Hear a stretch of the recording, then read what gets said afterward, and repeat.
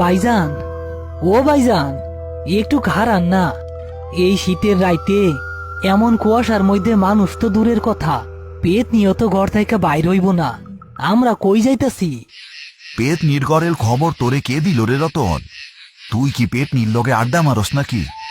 তাড়াতাড়ি পাসালা, মন্ডল মশাই খবর পাঠাইছে কাল নাগিনীর ঘাটে নাকি একটা লাশ আটকায় আছে। কাল নাগিনীর ঘাটে? ভাইজান, আপনি কি পাগল হইছেন? ওই ঘাটে তো রাইতে মাঝিরাও নাও ভিড়ায় না। গত বছর ওই ঘাটে হারান কাকা মাছ ধরতে গিয়া আর ফিরে আসে নাই।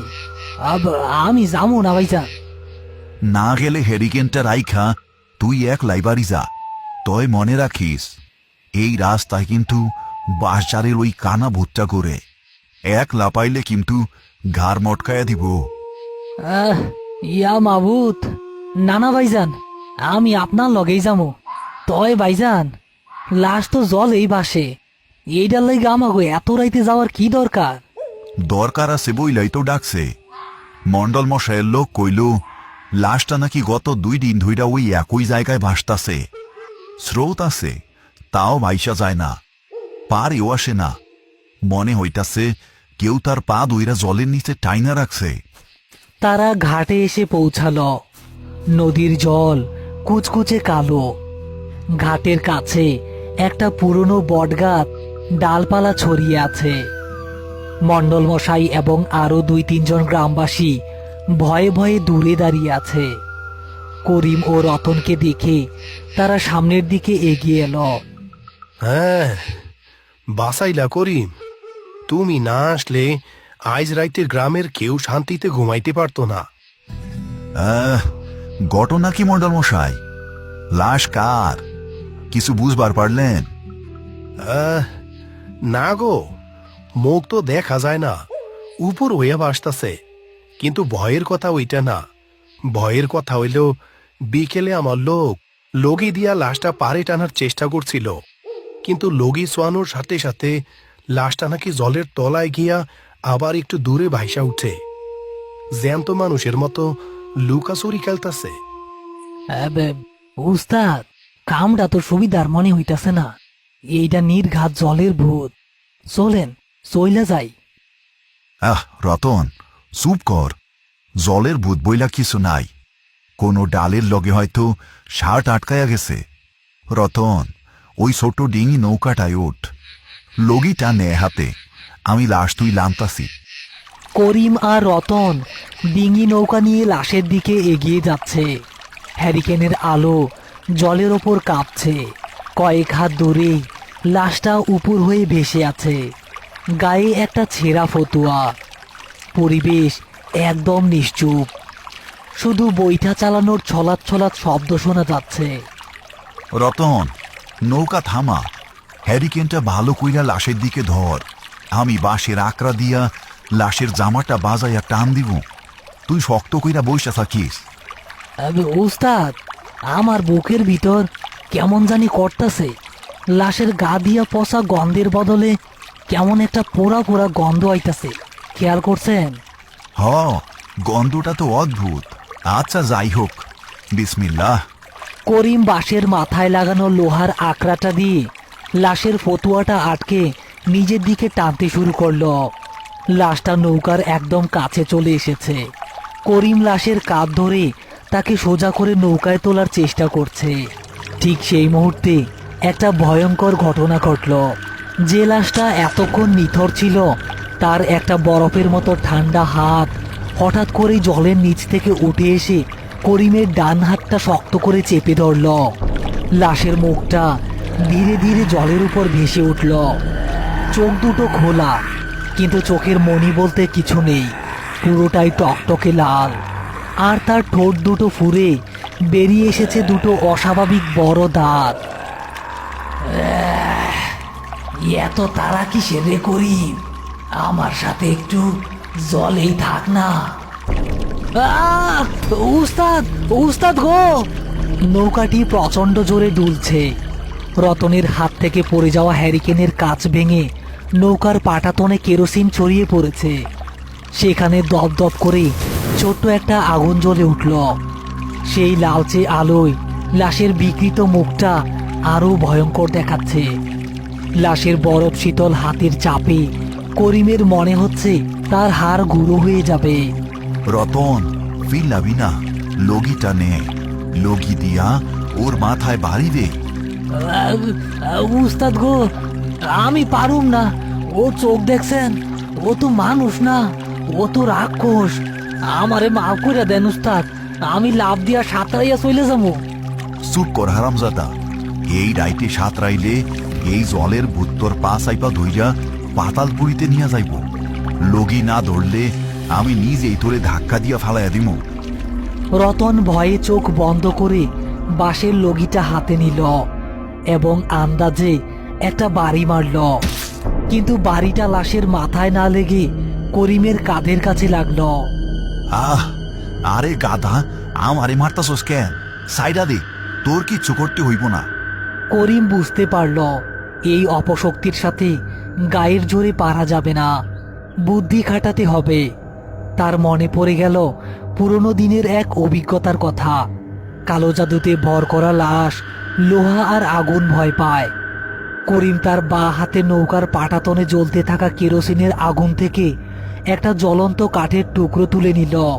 তুই জ্যান্ত না মরা আমি জানি না, তয় করিমের হাত ধইরা এই জীবনে কেউ পার পায় নাই। নে, খাই যা। করিম জ্বলন্ত কাঠের টুকরোটা লাশের সেই লাল চোখের দিকে চেপে ধরল। আগুন লাগার সাথে সাথেই জলের ওপর ছ্যাদ করে একটা বিকট শব্দ হলো। লাশটা কোনো মানুষের মতো নয়, বরং একটা বন্য পশুর মতো হিসি শব্দ করে উঠে বসল এবং তার হাতের মুঠোটা আলগা হয়ে গেল। রতন, বইটা আমার, জলদি পাড়ের দিকে টান। রতন জীবন বাজি রেখে চোখ বন্ধ করে পাগলের মতো বৈঠা মারতে শুরু করলো। নৌকা তীব্র বেগে পাড়ের দিকে এগুতে থাকলো।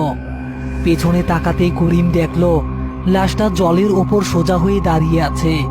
তার অর্ধেক শরীর জলের নিচে, বাকি অর্ধেক ওপরে। সে নৌকার দিকে তাকিয়ে একটা বীভৎস চাপা হাসির শব্দ করছে। নৌকা পাড়ে এসে সজোরে ধাক্কা খেল। রতন এক লাফ দিয়ে কাদামাটিতে আছড়ে পড়ল এবং এক দৌড়ে মণ্ডল মশাইয়ের পেছনে গিয়ে লুকালো। করিম হাঁপাতে হাঁপাতে নৌকা থেকে নেমে এলো। তার ডান হাতটা নীল হয়ে গেছে। কি হইল করিম? আর ওইটা কি জলের মধ্যে খাড়াই আছে? আমার তো দেখা আটটা শুকাইয়া যাইতেছে। ওইটা সাধারণ লাশ না মণ্ডল মশাই, ওইটারে জ্যান্ত করা হইছে। আমি ওর গা দিয়া পচা গন্ধ পাই নাই, পাইছি ধুনো আর চিতার ছাইয়ের পোড়া গন্ধ। কেউ হয়তো খুব শক্তিশালী কালো জাদু কইরা এই লাশটার এই ঘাটে পাহারাদার বানায় রাখছে। পাহারাদার? কিন্তু পাহারাদার তো জ্যান্ত মানুষ হয়, মরা মানুষ পাহারা দিব কেমনে? আর কারেই বা পাহারা দিব? হ্যাঁ, এইটাই তো আসল রহস্য রে রতন। কেউ হয়তো চায় না এই কালনাগিনীর ঘাটে রাইতের বেলা কোনো মানুষ আসুক। নিশ্চয়ই এই জলের তলায় এমন কিছু লুকানো আছে যেটা কেউ দেখা ফেলুক, তা অপরাধীরা চায় না। হঠাৎ নদীর জল প্রবল বেগে তোলপাড় হতে শুরু করলো। ছলাৎ ছলাৎ শব্দে সেই লাশটা জলের ওপর দিয়ে ঘেঁষতে ঘেঁষতে নদীর পাড়ের দিকে আসতে থাকলো। তার চোখ দুটো দিয়ে যেন আগুন জ্বলছে। গ্রামের লোকেরা ভয়ে যে যার মতো উল্টো দিকে দৌড় দিল। শুধু করিম শক্ত হয়ে দাঁড়িয়ে আছে। রতন, পালাবি না, তুই আমার ডান হাত। আমারে ওই লোহার শিকলটা দে, যেইটা দিয়া নৌকা বাতা থাকে। জলদি। রতন এবার আর না পালিয়ে কাঁপতে কাঁপতে নৌকার মোটা লোহা দিয়ে তৈরি নৌকনের শিকলটা করিমের হাতে তুলে দিল। লাশটা কাদামাখানো শরীর নিয়ে ডাঙায় উঠে এসেছে। তার মুখ থেকে সেই গড়গড় শব্দটা বের হচ্ছে। সে সোজা করিমের দিকে হাত বাড়িয়ে তেড়ে আসছে। আইস তোর জাদুর শিকড় আমি উপরা মুফাইতান। বিসমিল্লাহ। লাশটা করিমের উপর ঝাঁপিয়ে পড়ার ঠিক আগ মুহূর্তে করিম অত্যন্ত ক্ষিপ্রতার সাথে লোহার শিকলটা লাশের গলায় পেঁচিয়ে ধরল। লোহা ছোঁয়ার সাথে সাথেই লাশটার শরীর থেকে ধোঁয়া বের হতে শুরু করলো এবং সে ছটফট করতে থাকলো। রতন, ওর পা দুইটা ধর, ওরে জলের দিকে যাইতে দিস না। জল পাইলে ও আবার শক্তি পাইব। আচ্ছা উস্তাদ, ধরেন। রতন গিয়ে লাশের পা দুটো শক্ত করে চেপে ধরল। লাশের লাথিতে রতন দুইবার ছিটকে পড়ে গেলেও আবার এসে পা জাপটে ধরল। করিম শিকল দিয়ে লাশটাকে মাটিতে চেপে ধরে তার শরীরটা পরীক্ষা করতে থাকলো। হঠাৎ তার চোখ গেল লাশের গলার পেছনের দিকে। ঘাড়ের ঠিক নিচে একটা কালো রঙের বড় লোহার পেরেক অর্ধেক ঢোকানো আছে, যার মাথায় লাল সুতো পেঁচানো। পাইছি, এইটাই সেই শয়তানি জিনিস। রতন, শক্ত কইরা ধর। করিম তার গায়ের সমস্ত শক্তি দিয়ে লাশের ঘাড়ের সেই পেরেকটা ধরে এক হেঁচকা টানে তুলে আনলো। পেরেকটা ওঠার সাথে সাথেই একটা বিকট শব্দে চারপাশের বাতাস যেন কেঁপে উঠল। লাশের শরীরটা একটা বড় ঝাঁকুনি দিয়ে একদম নিস্তেজ হয়ে মাটিতে পড়ে গেল। তার লাল চোখ দুটো ধীরে ধীরে সাধারণ মরা মানুষের মতো ঘোলাটে চোখে পরিণত হলো। মুখ থেকে পিশাচের সেই আভাটা ধীরে ধীরে মুছে গেল।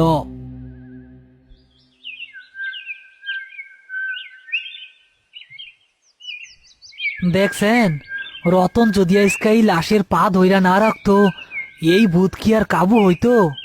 উস্তাদ তো খালি পেরেক তুলছে, আসল কাম তো আমি করছি নাকি? হ, তুই তো একেবারে বাঘের বাচ্চা রতন। রাইতে তো ভয়ে প্যান ভিজায়া ফালানোর দশা হয়েছিল তোর। কিন্তু করিম, এই পেরেক, এই কালো জাদু, এইগুলা কে করলো আর কেনই বা করলো? আমি কাইল রাইতেই কইছিলাম মন্ডল মশাই, এই ঘাটে রাইতের বেলা যেন কেউ না আসে, সেই জন্যই এই ভয়ঙ্কর ফন্দি করা হয়েছিল। আপনারা জলের তলায় জাল ফেলা দেখেন, নিশ্চয়ই কোনো সারাসোলানের মাল বা অন্য কোনো রহস্য লুকানো আছে। মণ্ডল মশাইয়ের নির্দেশে জেলেরা নদীতে বড় জাল ফেলে। কিছুক্ষণ পরে জালের সাথে টেনে তোলা হয় বড় বড় কয়েকটি কাঠের বাক্স, যার ভেতরে ভর্তি চোরাই সোনা এবং বিদেশি অস্ত্র। সবাই বিস্ময়ে হতবাক হয়ে গেল। ইয়া খোদা, এইগুলা তো ওই ডাকাত সর্দার বজহরির কাজ। সেই তান্ত্রিক দিয়া এই লাশটারি বানাইছিল, যাতে কেউ এই মালগুলার খোঁজ না পায়। করিম, তুমি আজ গ্রাম চারি একটা বড় বিপদের হাত থেকে বাঁচাইলা। বিপদ তো কেবল শুরু মন্ডল মশাই। বজহরি যখন জানবো তার মাল ধরা পড়ছে, তার জাদুর পেরেক উপরানো হইছে, সে কি চুপ কইরা বসে থাকবো? তার লগে হয়তো আমাগো দেহা হইব খুব জলদি। হ্যাঁ, উস্তাদ, উস্তাদ খারান, বজহরি ডাকাতের নাম শুনলেই তো আমার পেট মোচড় দিয়া উঠে। আপনি কি আবার কোনো নতুন বিপদে জড়ানোর প্ল্যান করতেছেন নাকি উস্তাদ? হ্যালো প্রিয় বন্ধুরা, আশা করি আজকের ভয়ঙ্কর গল্পটি আপনাদের ভালো লেগেছে। যদি ভিডিওটি দেখে ভয়, রোমাঞ্চ বা মজা পেয়ে থাকেন, তাহলে অবশ্যই একটি লাইক দিয়ে আমাদের পাশে থাকুন। এমন আরও নতুন নতুন ভয়ঙ্কর ভূতের কার্টুন ও গল্প সবার আগে পেতে এখনই আমাদের চ্যানেলটি সাবস্ক্রাইব করে রাখুন। আপনাদের ভালোবাসা ও সাপোর্ট আমাদের আরও ভয়ঙ্কর ও আরও ভালো গল্প বানাতে উৎসাহ দেয়। সবাই ভালো থাকবেন। আবার দেখা হবে আগামী শুক্রবারে ভয়ঙ্কর কোনো গল্পে।